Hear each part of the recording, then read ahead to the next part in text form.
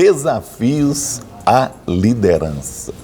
Então, hoje nós temos aqui um tema bem forte, né? E no texto de Jeremias 48, de 29 a 31, fala assim: ouvimos falar da soberba de Moabe, que de fato é extremamente soberba, da sua arrogância, do seu orgulho, da sua sombraceria e da altivez do teu coração. Conheço, diz o Senhor, a tua insolência, mas isso nada é. As suas gabarolices nada farão. Por isso uivarei por Moabe, sim, gritarei por todo Moabe, pelos homens de Kir Eres lamentarei. Não é? Nós temos aqui, né, em alguns programas anteriores, falamos sobre as tentações da liderança. Mas além da autossuficiência, arrogância, orgulho, poder, altivez, soberba e insolência, podemos apresentar outros desafios e tentações dos quais os verdadeiros líderes de Deus devem não somente se precaver, mas vencê-los. Não é muito importante focar isso, que além de precaver, nós temos o quê? Que vencê-los. Não é? E são desafios, muitas vezes, grandes desafios, que o líder não deve temer. Não é? Como diz o Senhor lá para Josué, não temas, eu sou contigo. Não é? Nós temos que colocar isso dentro de nós, na nossa mente, e seguir para o alvo. Nós temos que seguir para o alvo. Então, hoje nós temos algumas questões aqui que vão nos mostrar, né, o que o líder deve fazer e o que ele não deve fazer. Entre o deve e não deve, nós passamos para o pastor Rogerinho, que vai... O que deve, afinal? É interessante, Guerra, porque, na realidade, como você já disse, esse é um tema que nós tratamos até com alguns poucos dias atrás, então bem recente, mas o foco foi para determinadas atitudes e determinados sentimentos, né? Como orgulho, altivez, arrogância, soberba, e isso vem como uma tentação e muito tem a ver com a própria estrutura emocional e como a pessoa desenvolve, né, a sua vida emocional, o seu caráter, e isso nós tratamos nesse programa. Mas é muito importante a gente estender isso e ir um pouquinho além, porque nós temos esses desafios e são realmente desafios que cada um de nós precisa ficar atento.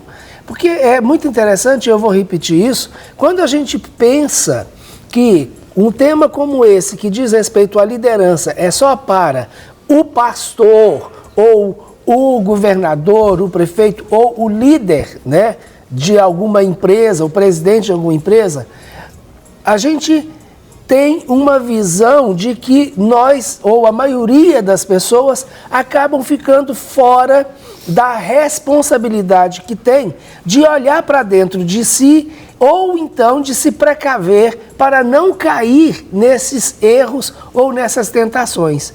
Agora, quando nós paramos para pensar que cada um de nós, no nível menor ou maior do que outras pessoas, mas estamos também em posição de liderança, então aí, realmente aquele negócio, como a minha sábia mãe dizia, a carapuça acaba servindo.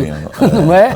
E a intenção nossa é exatamente essa, fazer não com que a carapuça sirva, mas que nós possamos ter os nossos olhos abertos e ficar atentos para não incorrer nos erros que poderiam levar numa situação de prejuízo pessoal e prejuízo também àqueles que estão ao nosso redor. Então, isso é extremamente importante e relevante, porque, na realidade, aquilo que é um desafio ou que seja até mesmo uma questão de tentação, e nesse caso a gente coloca mais como uma questão de desafio, para uma pessoa em função de liderança, ele é um desafio para uma pessoa de uma maneira geral. Com Não é? certeza. Então, não apenas para a função do líder, mas para a pessoa que exerce determinada função ou determinada influência.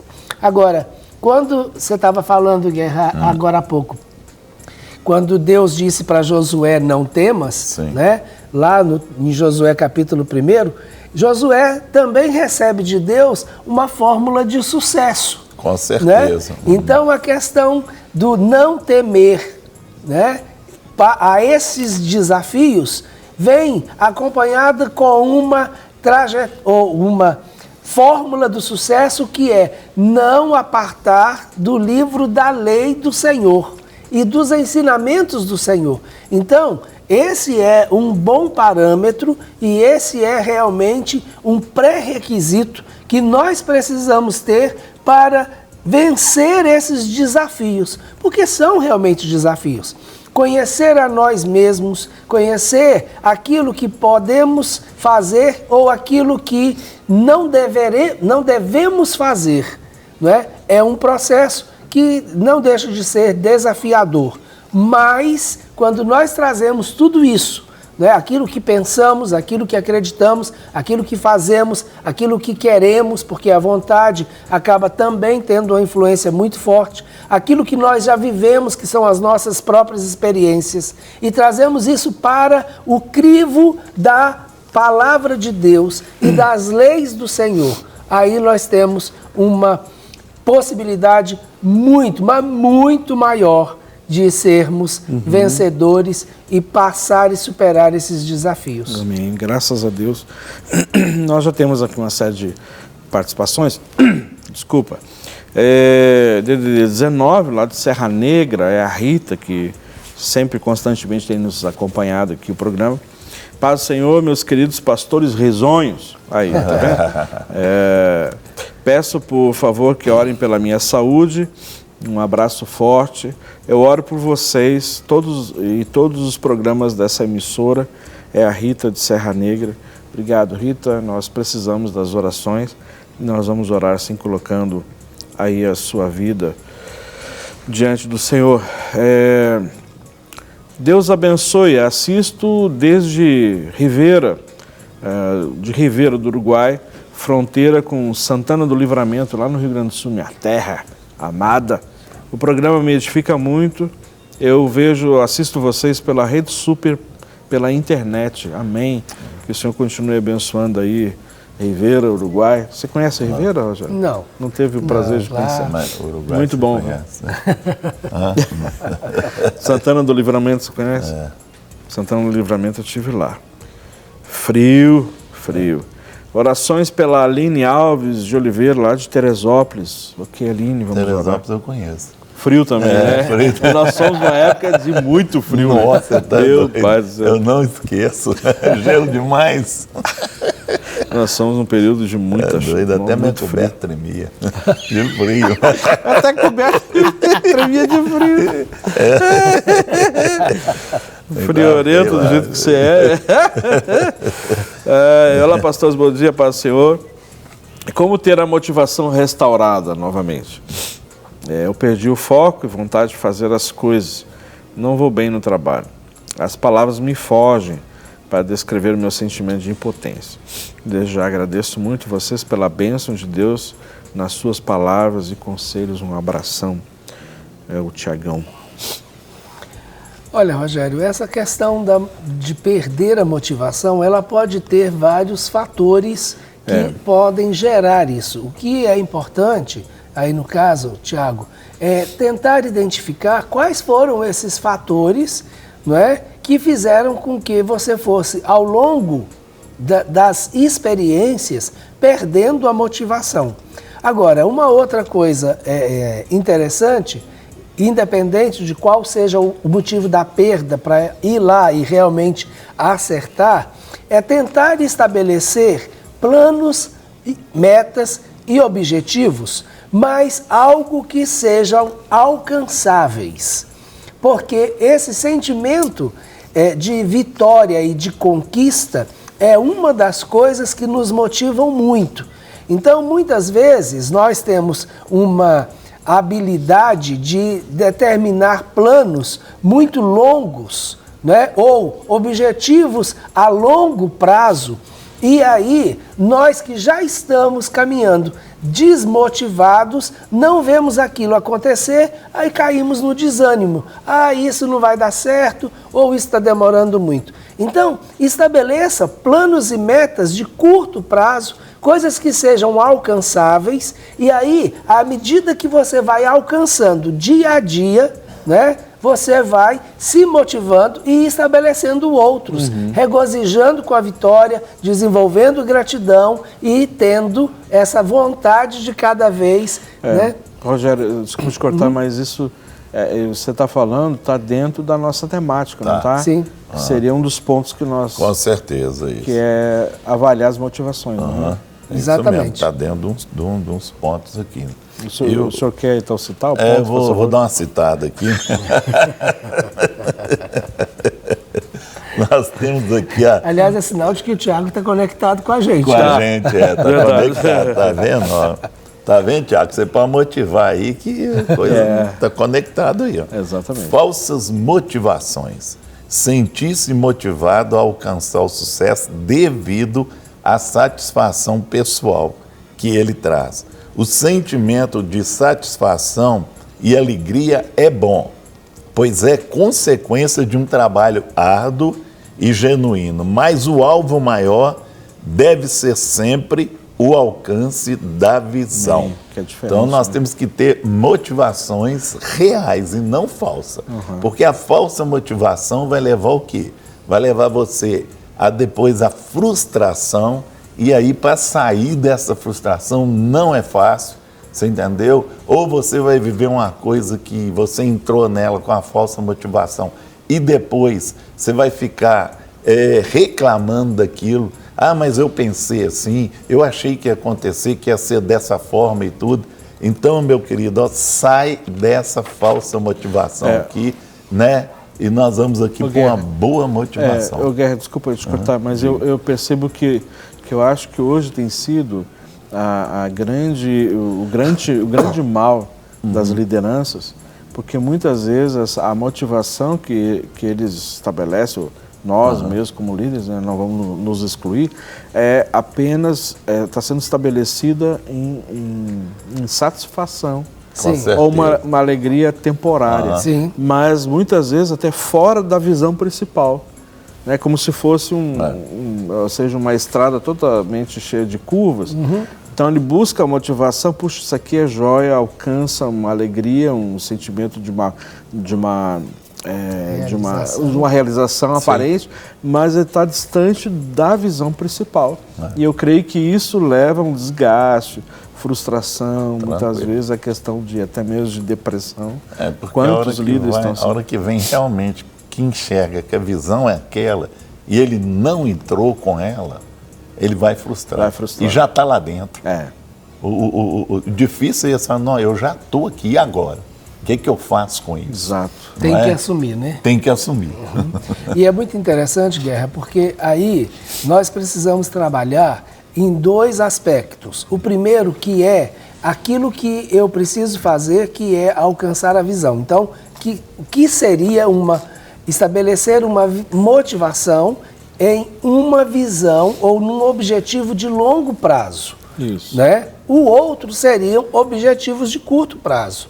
Mas esses objetivos de curto prazo, eles não podem estar muito distantes, não devem estar, né, distantes ou em caminhos conflitantes com a visão que é o propósito maior. Né? Então, aí a gente precisa ter, sim, essa satisfação momentânea, né? Essa realização pelas pequenas conquistas, elas são extremamente importantes, são extremamente motivadoras, mas elas não podem estar desvirtuando a visão que a gente precisa manter. Exatamente. Então, estabelecer, sim, planos, propostas, objetivos de curto prazo, mas que estejam alinhados com um plano maior, que é a visão e que é um propósito que não vai ser alcançado, na maioria das vezes, em um curto prazo. né, mais ajuda e motiva a gente a caminhar, né? Inclusive, a falsa motivação, ela ofusca a visão. A falsa motivação é como se fosse os atalhos e as vielas que a gente acaba pegando. Atalho eu já peguei, viela não. Você já pegou viela? Meu pai, inclusive, ele teve um quando eu era pequeno. Não, o Fusca, ele tinha um Fusca. Aí você pegou a viela com ele. O Fusquinha. Nós temos aqui a participação do nosso querido Luiz, que fez conosco o módulo 1. Grande Luiz. O módulo 1, né? Ele disse assim: bom dia, pastor Rogério, Rogerinho Guerra, graça e paz. Eu sou o Luiz, fiz recentemente o curso da clínica, o módulo 1. Gostaria de saber se a misantropia, que é a aversão e repulsa aos seres humanos, né? É alguém que se sente desconfortável com a vida em sociedade, pode ser considerado uma ferida da alma. Ele pergunta. Qual a raiz disso, né? Li vários artigos a respeito que trazem como doença e outros que falam como características específicas de alguns seres humanos. Mas como ponto positivo de vista, qual a opinião de vocês sobre isso, dentro da perspectiva espiritual? Porque como podemos edificar e sermos edificados sem comunhão, né? Justamente a pessoa tem dificuldade disso. Não pode deixar isso virar uma paralisia espiritual. Abraço, Deus abençoe vocês. Né? E aí ele pergunta, como liderar apresentando essas características? E aí, Rogério? Olha, liderar com essa característica realmente vai ser mais desafiador. Muito mais, ainda. Certeza. Ainda mais. O desafio é bem maior. O desafio é muito maior. Até porque é mais difícil uma pessoa estar em uma posição de liderança grande ou de influenciar muitas pessoas já tendo esse tipo de comportamento e essas características, não é? Agora, o que você questiona, Luiz, realmente faz sentido. Se nós crescemos nos nossos relacionamentos, se somos um corpo que dependemos uns dos outros e se não há essa comunhão ou essa facilidade para relacionamento e comunhão, se isso não existe, acaba dificultando o próprio crescimento e o próprio relacionamento, principalmente na vida cristã. Apesar de que há algumas atividades profissionais em que isso pode ser, inclusive, um fator, né, que coopere e ajude. Então, atividades onde a pessoa precisa desenvolver um nível de concentração muito maior, de estar muito mais focada em determinada coisa, em ter dificuldade de abstrair e até mesmo de não se perder, né, em conversas e em relacionamentos sociais no momento do trabalho. Então, isso pode ser uma característica positiva. O que, né, seria interessante é usar isso, potencializando de forma positiva quando pode ser, né, positivo e tentar eliminar e vencer quando isso acaba sendo uma característica ou um comportamento limitante. E para saber a raiz disso, Luiz, a gente precisa fazer uma busca com mais conhecimento, com mais informação da vida da pessoa, para a gente poder permitir que o Senhor traga a revelação, né? Onde é que está a raiz, como que isso iniciou, como foi o desenvolvimento dessa, vamos dizer assim, dessa fobia, né? E então por isso que não dá para te afirmar assim com certeza de onde que veio isso, né? Como que deu início, tá bom? Mas nesse caso a gente precisa fazer um levantamento para conhecimento de causa, tá? Ok. Ok. Sou da cidade de Poços de Caldas, assisto, eu e minha esposa Elane, toda a programação da TV Rede Super. Obrigado, queridos, um grande abraço, não é? Mandou aqui um outro pedido. Oi, graça e paz, irmãos, peço oração para o meu cunhado, Everton, que mora nos Estados Unidos. Nasceu seu filho prematuro, que luta pela vida. Também para o meu filho Jonathan, que está à procura de emprego. Amém, nós vamos orar sim aqui no final do programa e apresentar esses pedidos diante do Senhor, não é? Mais um. Paz. Olá, sou Mona Lisa de Açailândia, do Maranhão. Minha mãe Maria do Carmo sempre assiste o seu programa, pedimos orações pelas nossas vidas. Abraço para vocês, obrigado pelo carinho, viu? E pela audiência de vocês. Temos mais um aqui. Paz, pastores, meu nome é Jamila Batista, sou de Jaguaquara, Bahia. Peço orações pela minha família, para Deus abençoar o nosso ministério pastoral. Amém, no nome de Jesus, vamos orar sim. Guerra. Rogério, nós temos aqui desejo por recompensa. Alimentar, às vezes inconscientemente, o sentimento de que merece uma generosa gratificação por seu desempenho. Não pode se tornar o objetivo principal, né, dos desafios.